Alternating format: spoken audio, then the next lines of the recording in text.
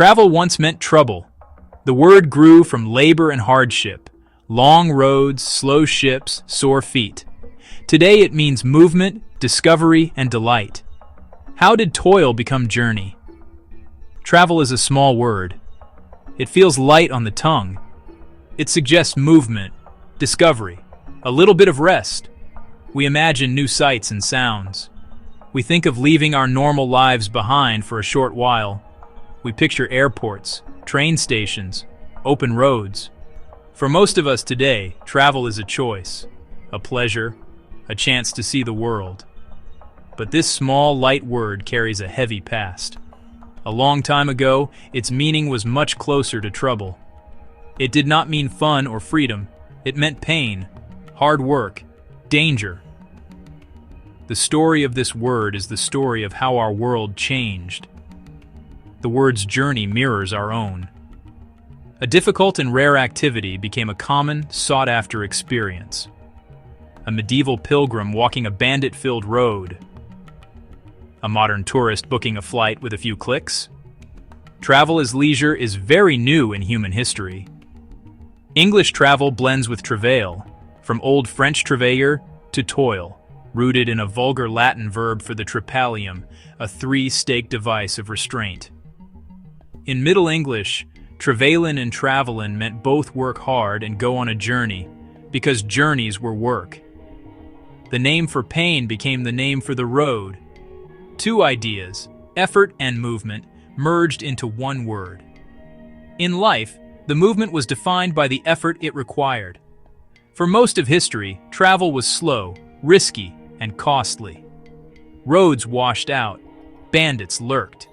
Ships feared storms and reefs. People moved for war, trade, pilgrimage, and necessity more than leisure. For thousands of years, to travel was to endure. Long journeys were rare and rarely optional. Medieval letters of safe conduct grew into passports. Identity and right to pass could be shown on paper.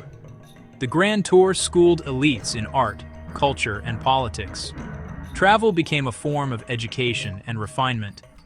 Then railways and steamships shrank continents, turning hardship into timetables. Predictability opened travel to many. 1903 AD powered flight. The jet age turned oceans into overnight hops. High-speed rail and highways democratized distance. Digital maps and e-visas made borders more knowable. Travel, general movement from place to place. Journey, travel with an arc or purpose. Trip, short, specific travel. Voyage, travel by sea or space. Tour, a circuit that returns. Transit, passing through. Pilgrimage, sacred intent. Tourism, leisure travel, modern in the 19th to 20th centuries AD. Choose purpose, fix constraints, pick route and mode, book beds near transit. Add buffers for delays and save copies of documents. The language may be modern, apps and alerts, but it's the old logic of reducing travail. Understanding this history reframes our own journeys. Travel kept the memory of effort even as speed grew. We measure distance in meaning as much as in miles. So when we say travel today, we use a word with two faces. One looks back at toil and struggle. The other forward to adventure and new beginnings. It holds memory of ancient hardships and the promise of modern convenience. How a word for suffering became a word for seeing, from dark origins to a bright meaning. In doing so, it reveals how we came to move so freely through our world. The ease of crossing the globe is a modern miracle. So travel, born of toil, became our door to elsewhere. Next time, passport, the paper that turns borders into invitations. Sources, major dictionaries.